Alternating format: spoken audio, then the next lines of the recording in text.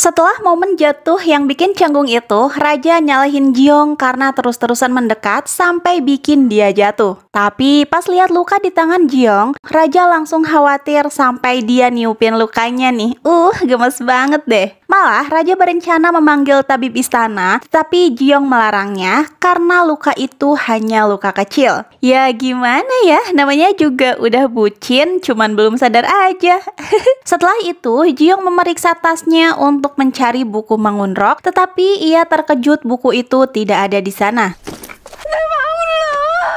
Songjae sampai dipanggil Raja karena Jeong menduga buku itu diambil oleh Songjae. Tetapi Songjae membantahnya. Ia berkata saat menemukan tas itu memang tidak ada buku seperti yang dicari Jeong. 이 립스틱이며 파우치며 여권 지갑 다 있는데 하필 책만. Melihat Jeong frustasi, Raja berjanji akan mengerahkan para prajuritnya untuk mencari buku itu. Bahkan jika masih tidak ketemu juga, ia akan mengadakan sayembara.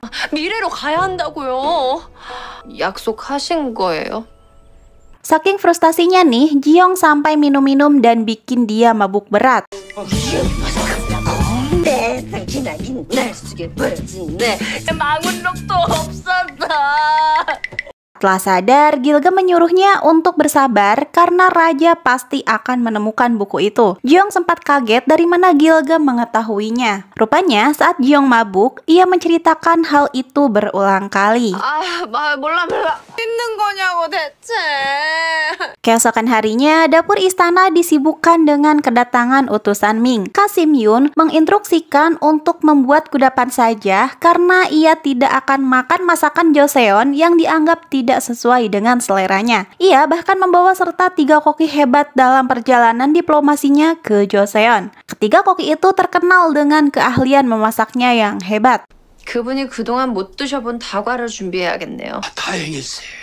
Ketika Yukun tiba di istana, Raja menyambutnya dengan hangat. Ia khawatir Yukun kelaparan karena makanan Joseon tidak sesuai seleranya. Yukun menjawab bahwa ia membawa 3 koki hebat, jadi tidak mungkin kelaparan. Lalu ia pun memperkenalkan ketiga koki andalannya. Yang pertama, ada Tang Bailong yang merupakan koki legendaris dan master makanan. Lalu ada Ye Fei Xiu yang merupakan keponakan sekaligus murid dari Bailong. Ia disebut-sebut sebagai peri makanan karena keahlian memasaknya yang hebat. Terakhir, ada pakar makanan kungfu bernama Kong Wen Li yang disebut-sebut mempunyai insting tajam dalam memasak. Tidak mau kalah, Raja juga memberitahu Yukun bahwa ia memiliki koki andalan di istananya. Rupanya, kabar itu sudah sampai ke telinga Yukun dan ia merasa penasaran kepadanya. Hari itu, Jeong memamerkan mentega buatannya kepada para koki lain. Ia memberitahu bahwa itu salah satu bahan andalan untuk membuat kudapan hari ini. 버터?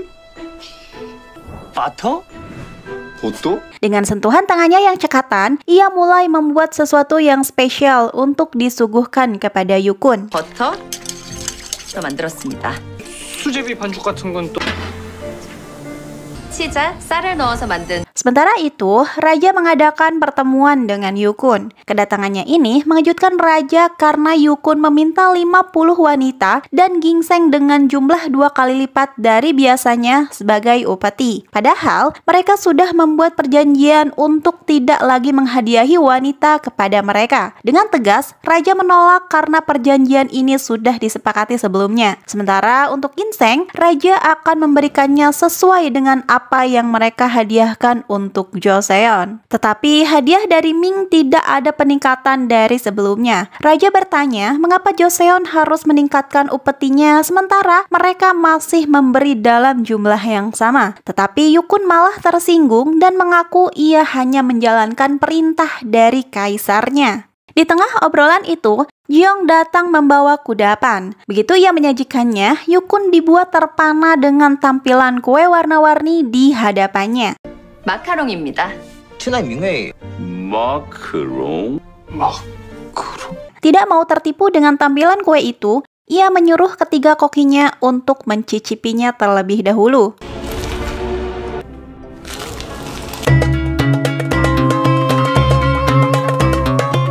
Satu gigitan dari kue makaron buatan Jeong berhasil menyihir ketiga koki itu sampai tidak bisa berkata-kata nih. Penasaran? Yukun pun mulai mencobanya. Dan benar saja, kue itu sangat memanjakan lidahnya. Melihat mereka menikmati kue buatan Jiong, Raja pun ikut mencobanya. Begitu kue itu mendarat di mulutnya, seketika Raja merasa bangga memiliki koki sehebat Jiong. Bukan cuma bangga nih kayaknya, tapi sampai bikin jatuh cinta juga. Yukun mengakui kue itu sangat lezat. Ia lalu menyarankan untuk mengadakan kompetisi memasak antara koki Ming dan koki istana untuk menentukan upetinya. 안 한다고 해. 어서. 중국 요리가 얼마나 다양한데 요리 경합이라니. Jiong yang tidak siap memberi isyarat dengan jarinya untuk mengatakan tidak. Tetapi Raja malah menganggap Jiong ingin bertanding 3 lawan 3. Akhirnya Raja menyetujui ide Yukun untuk kompetisi ini dengan catatan 3 lawan 3. 뭐 하자는 플레이야. 아씨 속 터져 정말. Selepas pertemuan itu, Jiong protes kepada Raja karena menyanggupi kompetisi ini. Ia merasa ini terlalu membebaninya karena kompetisi ini mempertaruhkan masa depan Joseon. 그냥 부르시면 안 될까요? Tetapi Raja mempercayai Jiong dan menyuruh ia melakukannya demi rakyat di Joseon. Sebagai imbalannya, Raja akan membiarkan Jiong pergi jika mangunroknya sudah ditemukan. Jiong lalu protes lagi dengan mengatakan Raja sudah berjanji akan mencarikan buku itu untuknya. Lalu Raja menjawab bahwa mencarikan belum tentu mengizinkannya pergi. Setelah melewati perdebatan yang panjang, Jiong terjebak lagi dalam situasi yang tidak bisa dihindari. Akhirnya, mau tidak mau, ia harus melakukannya. Di kediaman Ibu Suri, Han Min Sung datang melaporkan hal ini kepadanya. Ibu Suri memang mengakui kehebatan memasak Jiong, tetapi jika melawan para koki Ming, ia tidak yakin Jiong bisa menang. Untuk menjawab keresahan Min Sung, Ibu Suri berjanji akan mengatasi masalah ini dengan mengirim surat kepada Kaisar Ming tentang Yukun yang dianggap memeras Joseon dengan upeti yang dimintanya. 저런 짓을 함부로 버리는 걸. 예, 대왕 대비 마마. Sementara itu, Mokju dan Jason memanfaatkan kedatangan Yukun untuk menjatuhkan harga diri Raja. Ia meyakini bahwa Jiong tidak akan bisa mengalahkan kehebatan ketiga koki bawaan Yukun. Pada malam harinya, ia mengutus Menteri Song In-jae untuk membuat kesepakatan dengan Yukun. Pihak Jason meminta agar Yukun menaikkan permintaan upetinya dari 50 wanita menjadi 100 wanita. Dan ia menyuruh Yukun untuk meminta wewenang memanen seluruh ginseng di Joseon. Jika Yukun menolak kesepakatan dengan mereka, Song In-jae mengancam akan memberikan catatan upeti-upeti yang diminta Yukun dari Joseon kepada Kaisar Ming. Yukun yang emang udah dasarnya licik nih dengan senang hati menerima taruhan itu. Selepas Song In-jae pergi, Gonggil yang sedang memata-matai mereka dikejar oleh ketiga koki itu. 돼지 뻔했네.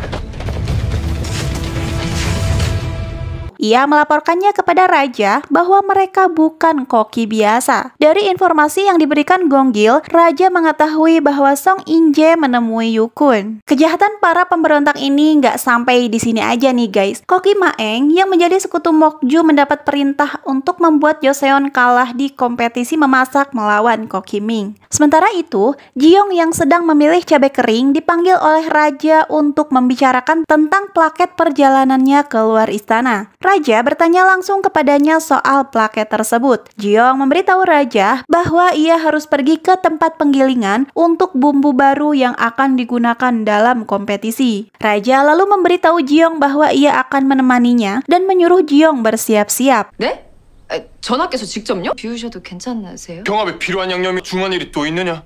아니 Karena tidak punya pakaian lain, Jiong memutuskan memakai baju itu saja. Lalu Raja membawanya banyak baju dengan alasan agar Jiong tidak terlalu menonjol dengan seragam kokinya. Akhirnya Jiong mencoba baju itu satu persatu. Setelah beberapa kali ganti, Raja akhirnya dibuat terpesona dengan baju perpaduan warna putih dan pink. Di sini emang Jiong cantik banget sih.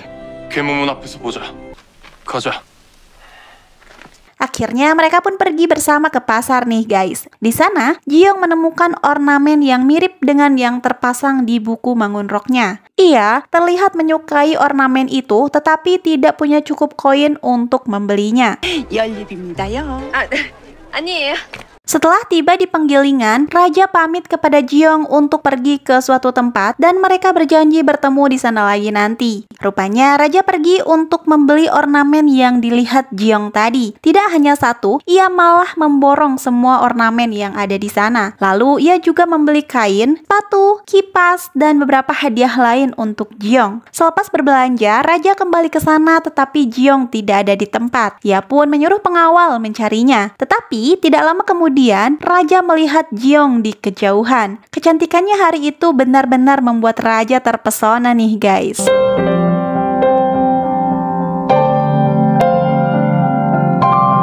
Rupanya Jeong pergi membeli bunga. Saat Jeong dan Raja sedang berbincang, Jeong hampir saja tertabrak hingga membuat Raja refleks menariknya. Insiden itu membuat bunga-bunga di tangannya berjatuhan. Raja mengajak Jeong untuk pulang dan ia berjanji akan membelikan bunga yang lebih cantik. Tetapi Jeong malah memunguti bunga itu. Ia mengatakan sengaja membeli bunga itu untuk Raja karena bunga itu dipercaya mengandung obat yang bisa menenangkan. 고양이 쥐 생각하는구나. 경합이 코앞인데.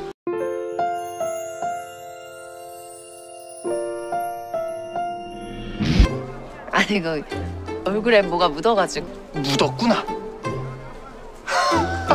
Lalu setibanya di istana, Raja memberikan ornamen itu kepada Jeong. Ia mengatakan bahwa Jeong terlihat sangat menginginkannya. Tidak hanya ornamen itu saja, Jeong dibuat kaget dengan banyak hadiah lainnya. Hari itu Raja juga merasa senang dengan bunga pemberian Jeong dan menyimpan bunga itu di kamarnya.